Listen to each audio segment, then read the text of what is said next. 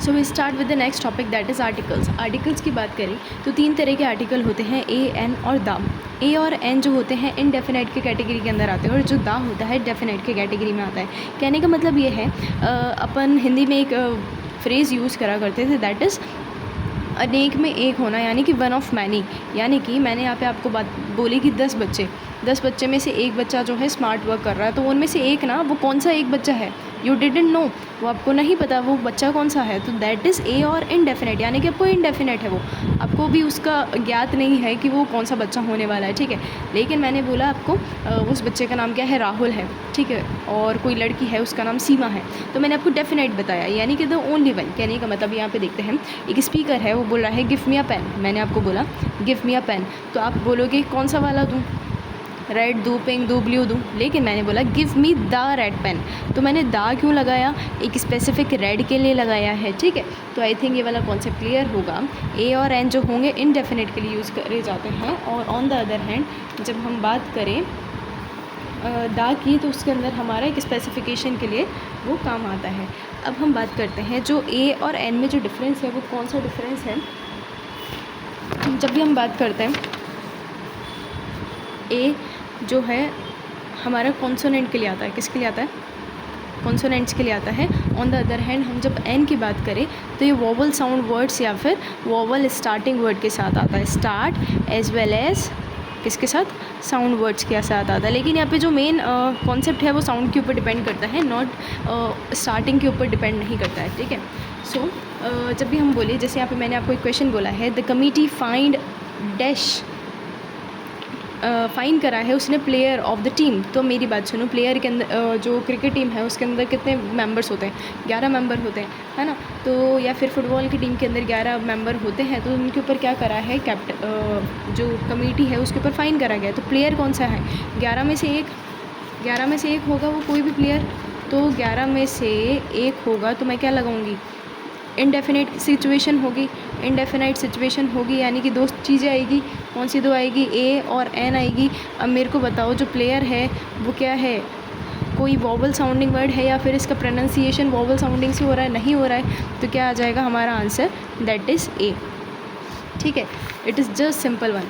Next हम बात करें, the committee find dash captain of the team. अब मेरे को बताओ, कैप्टन जब हम बात करते हैं 11 लोगों की टीम है, तो उसमें कैप्टन कितने होते हैं, 11 होते हैं या फिर एक होता है, एक होता है, यानी कि डेफिनाइट है, एक ही कैप्टन होगा। जैसे अभी हम बोलते हैं भाई जो क्रिकेट टीम है उसके अंदर कैप्टन कौन है, रोहित शर्मा, तो रोहित शर्मा जो है वो क्या है, इकलौता है ना, तो अपन उनके के लिए क्या लगाएंगे, द रोहित, है ना, या फिर अपन बोलेंगे the captain of the team, ठीक है, the captain of the team. तो यहाँ पे क्या आएगा आंसर हमारा द। नेक्स्ट अपन क्वेश्चन एक बार देखते हैं। The immigration officer carefully checked the documents to verify that the traveler was indeed owner of the passport. अब वैसे आपने यहाँ पे आंसर देख चुके हैं, बट यहाँ पे एक बार just go through it again and try it by yourself कि इसका आंसर क्या होना चाहिए। देखिए मैंने यहाँ पे क्या बोला, जो इमिग्रेशन ऑफिसर है उन्होंने केयरफुली चेक करा डॉक्यूमेंट को कि वेरीफाई करा है traveller was Indeed an owner of the passport. अब मुझे बताइए पासपोर्ट क्या 10 जनों का होता है या फिर एक ही जने का होता है, एक ही जने का होता है ना, इसलिए हमने दा लगाया है।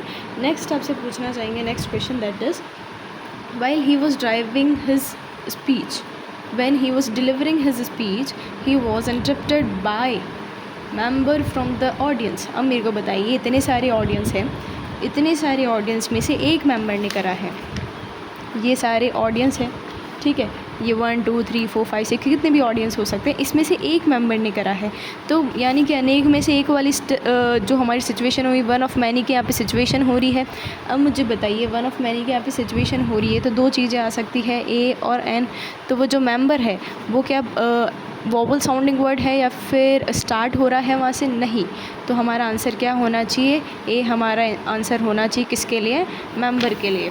सो दिस इज़, ठीक है। नेक्स्ट अपन बात करते हैं कॉन्सेप्ट, अनदर जो कॉन्सेप्ट देखेंगे that is another and the other. अब मेरे को बताइए, अनदर और द अदर को जब हम ब्रेक करेंगे तो कैसे बनेगा, an plus other and the plus other. अब मेरी बात सुनिए, जब अपन बात कर रहे हैं द की, तो द हमने क्या देखा था, द को हमने कैसे देखा था, द क्या था हमारा, डेफिनाइट था, और एन क्या था हमारा, इनडेफिनाइट था।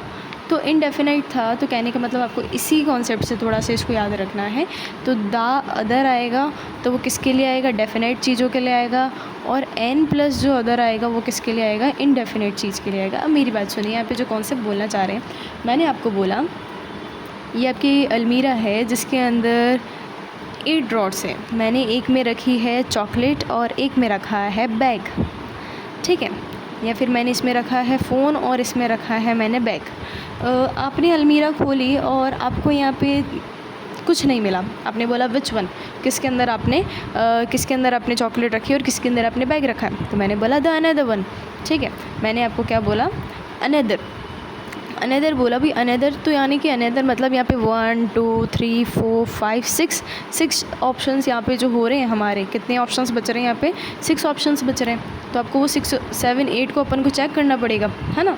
ऑन द अदर हैंड, या कहने का मतलब जब एक से ज़्यादा की सिचुएशन है, एक से ज़्यादा की सिचुएशन होगी तो हम क्या यूज़ करेंगे, अनदर हम यूज़ करेंगे। ऑन द अदर हैंड जब हम बात कर रहे हैं, आपको दिक्कत हो रही थी उसमें, तो मैं यहाँ पे क्या लगा रही हूँ, यहाँ पे एक मैं टेबल बना रही हूँ, एक ड्रॉर बना रही हूँ जिसके अंदर एक में बैग रखेंगे और एक में फ़ोन रखेंगे। तो आपने मैंने बोला फ़ोन लेके आओ, आपने एक ड्रॉर खोला और उसमें आपको क्या मिला, उसमें आपको एक बैग मिला। तो आप बोलोगे कौन सा किस में रखा है आपने, तो भाई अनदर वन, तो एक ही बची है ना, यहाँ पे एक ही बच रही है डॉट, तो एक में आपको बैग मिला है तो एक में दूसरे में फ़ोन होगा, तो द अदर की सिचुएशन होगी, क्योंकि यहाँ पे क्या है, डेफिनेट ही बचा ना, एक ही बचा है यहाँ पे। तो यहाँ पे क्या सिचुएशन हो जाएगी हमारी, द अदर की सिचुएशन हो जाएगी, ठीक है। तो जब हमारा मोर देन वन कोई चीज़ बच रहा है, मोर देन वन की सिचुएशन बच रही है, तो उसमें हम क्या लगाएंगे, अनदर लगाएंगे। द अदर ओनली वन एक ही चीज़ बच रही है तो उसमें अपन क्या लगाएंगे, द अदर लगाएंगे। नेक्स्ट, जैसे कि Delhi and Mumbai are the most populated cities है पूरे वर्ल्ड के अंदर। दिल्ली जो है नेशनल कैपिटल है और जो दूसरी जो है फाइनेंशियल कैपिटल है। मुझे बताइए इसके हिसाब से आपका आंसर क्या होना चाहिए, जस्ट थिंक अबाउट इट। इसे पॉज करिए वीडियो को and just answer it by yourself, ठीक है। तो अपन इसको देखें तो क्या आंसर होना चाहिए। भाई अपन ने 2 चीज़ों की बात करी ना, एक दिल्ली की बात करी और एक मुंबई की बात करी। तो एक क्या है हमारी, एक हमारी है नेशनल कैपिटल, एक क्या है हमारी फाइनेंशियल कैपिटल। तो क्या आंसर होना चाहिए, एक ही बची, तो द अदर होना चाहिए आंसर।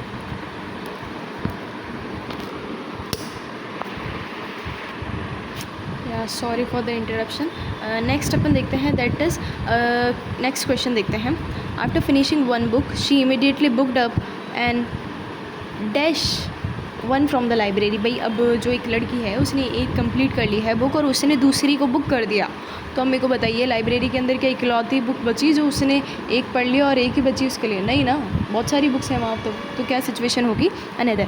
नेक्स्ट कॉन्सेप्ट आता है, नेक्स्ट कॉन्सेप्ट थर्ड जो बोलता है हमें, दैट इज़ एक होते हैं हमारे आइडेंटिफायर्स होते हैं। आइडेंटिफायर्स के अंदर हम 3 चीज़ें पढ़ते हैं, एक पॉजिटिव पढ़ते हैं, एक आर्टिकल्स पढ़ते हैं, एक डेमोन्स्ट्रेटिव पढ़ते हैं। तो जो पॉजिटिव्स हो जाएंगे वो कौन से होते हैं, my, yours, our, their, his, her, its, ये हमारे पॉजिटिव केस होते हैं। आर्टिकल्स हमने देखे ए एंड द होते हैं। डेमोन्स्ट्रेटिव्स की बात करें तो दिस, दैट, दीज, दोस। अब मैं आपको सिंपल सीधी भाषा में बोलूँ, जैसे मैंने आपको बोला एन अम्ब्रेला, तो एन अम्ब्रेला हमने क्यों लगाया, क्योंकि यहाँ पे ये अम्ब्रेला, दैट इज़ प्रोनाउंसिएशन हमारा किससे हो रहा है, वॉवल साउंडिंग से हो रहा है। द अम्ब्रेला मैंने यहाँ पे क्यों यूज़ करा, जब मैं आपको बोल रही हूँ कि भाई एक इकलौते अम्ब्रेला की बात कर रही है, डेफिनेट रेड अम्ब्रेला हो सकता है या फिर कोई डेफिनेट की बात हो रही है तो दा भी लगा सकते हैं हम, लेकिन मैंने बोला ये तो मेरा अम्ब्रेला है। तो यहाँ पे ये जो सिचुएशन है, बहुत सारी सिचुएशंस बन सकती है, लेकिन मैं आपको बोलूँ my an umbrella, the an umbrella, नहीं, कभी भी 2 आइडेंटिफायर्स जो होते हैं एक साथ नहीं आ सकते हैं। लेकिन उसके लिए आपको याद करना पड़ेगा कि जो आइडेंटिफायर्स के अंदर कौन कौन सी 3 चीज़ें आती हैं। एक तो पॉजिटिव केस आते हैं, एक आर्टिकल्स आते हैं, एक डेमोन्स्ट्रेटिव्स आते हैं। तो positive my, yours, our, their, his, her, its, articles a and the, and demonstratives की बात करें तो दिस, दैट, दीज, दोस।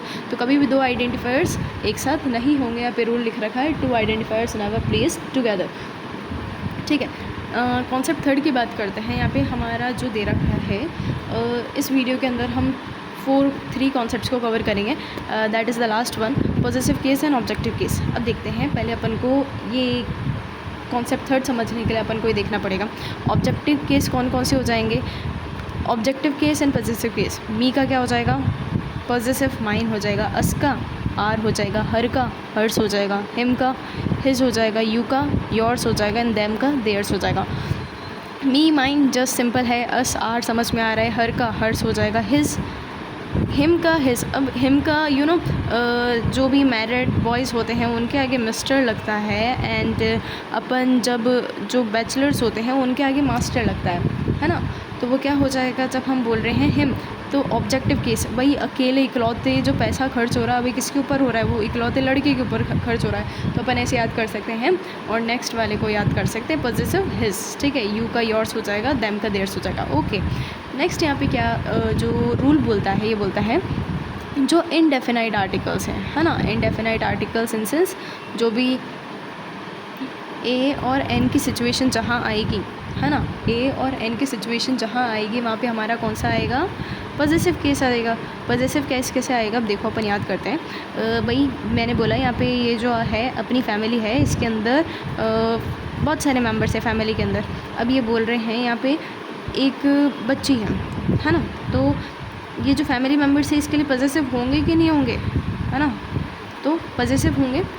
एक फैमिली के अंदर किसी बच्चे की बात कर रही है, किसी बड़ों की बात करी जा रही है, किसी की भी बात करी जा रही है, तो एक फैमिली में से एक इंसान की बात करी जाएगी तो पॉजिटिव होंगे, इसलिए पॉजिटिव केस यूज़ होगा किसके साथ, इनडेफिनिट के साथ। लेकिन ऑन द अदर हैंड मैंने आपको बोला एक मम्मी पापा है, उनका एक इकलौता बेटा है या एक इकलौती बेटी है उनकी, तो वो जो वो मम्मी पापा है उनके, है ना, तो उनका ऑब्जेक्टिव क्या रहेगा कि भाई एक ही ऑब्जेक्टिव है उनका कि एक इकलौते बच्चे को पढ़ाना है, लिखाना है, उसको अच्छा सा उसका वेलबींग के लिए ही वो काम करेंगे। तो एक इकलौता ऑब्जेक्टिव यानी कि डेफिनाइट, ठीक है।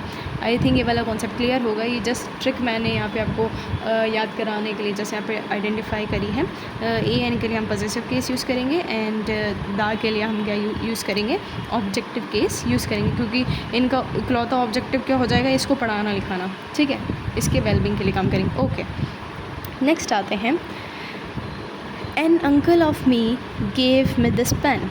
अब यहाँ पे अपन देखो इसको कैसे आइडेंटिफाई करेंगे। यहाँ पे आपको क्या बोला गया है, एन क्या था, क्या यूज़ होगा, पॉजिटिव केस यूज़ होगा। तो एन जो है हमारा इनडेफिनाइट है, पॉजिटिव केस होना चाहिए, तो पॉजिटिव केस यहाँ पे अंकल ऑफ मी की जगह क्या आना चाहिए, माइन, पॉजिटिव केस आना चाहिए। तो यहाँ पे मी लिखा हुआ है तो क्या हो जाएगा, माइन हो जाएगा, ठीक है। जब आप इसको गो थ्रू करेंगे तो आप इसको आइडेंटिफाई कर पाएंगे। नेक्स्ट मैं आपको बोलूँ दा मैंने आपको बोला है दा क्या है, डेफिनाइट है, तो इसके लिए हम क्या यूज़ कर रहे थे, ऑब्जेक्टिव केस यूज़ करा जाएगा, ठीक है। सपोज़ यहाँ पे ऑब्जेक्टिव केस यहाँ पे माइन दे रखा है तो इसका क्या हो जाएगा, मी हो जाएगा। यहाँ पे हिज दे रखा है तो क्या हो जाएगा, हिम हो जाएगा। यहाँ पे हर्स दे रखा है तो क्या हो जाएगा, हर हो जाएगा। Okay, understood. तो यहाँ पे आप देख सकते हैं the uncle of mine gave me this pen, तो द है तो क्या है, डेफिनाइट है, यानी कि ओनली अंकल की बात हो ही जा रही है ना। नेक्स्ट अपन देखें तो यहाँ पे माइन यूज़ कर रखा है, माइन क्या हो जाएगा, पॉजिटिव केस है, तो हम यहाँ पे ऑब्जेक्टिव केस यूज़ करेंगे, दैट इज़ मी। एक इसका लास्ट क्वेश्चन देखते हैं, the brother of them lives in Canada. देखो सिर्फ इतने क्वेश्चन को जब अपन एक बार गो थ्रू करेंगे, द क्या है, सिंगल ब्रदर की बात हो रही है, ऑफ देम, तो देम क्या था हमारा, देम का क्या हो रहा था, देयर्स हो रहा था, तो ये ऑब्जेक्टिव केस देखने में सही लग रहा है। जब ऐसा नहीं करना है अपन को, आधा अधूरा क्वेश्चन नहीं पढ़ना है, ठीक है। यहाँ पे क्या बोल रखा है, while the rest of them stay in Europe, और जो बचे हुए हैं वो कहाँ रह रहे हैं, यूरोप के अंदर रह रहे हैं, ठीक है। तो उस इकलौते भाई के और भाई है कहने का मतलब, ठीक है। तो रेस्ट का मतलब यहाँ पे रेस्ट हमें शो कर रहा है, मीन्स मोर देन वन है, यानी कि तो जो ये जो दा है इसकी जगह हम क्या यूज़ करेंगे, वन ऑफ मैनी की सिचुएशन आएगी, ठीक है। तो वन ऑफ मैनी की सिचुएशन आएगी तो ए और एन यूज़ करा जाएगा। तो ब्रदर क्या है, ब्रदर क्या है हमारा, कोई वोवल है या फिर कॉन्सोनेंट है, कॉन्सोनेंट है तो हम क्या यूज़ करेंगे, अ ब्रदर यूज़ करेंगे। तो जब हमने यहाँ पे अ ब्रदर इसको चेंज करा है तो इसके लिए जो आएगा हमारा पॉजिटिव केस ए के लिए, वो भी क्या हो जाएगा, किस में चेंज हो जाएगा, पॉजिटिव में हो जाएगा, तो वो क्या हो जाएगा, देयर्स हो जाएगा। आई थिंक ये क्लियर होगा, ठीक है। इनडेफिनाइट के लिए हम पॉजिटिव केस यूज़ कर रहे हैं, इनडेफिनाइट के लिए ऑब्जेक्टिव केस।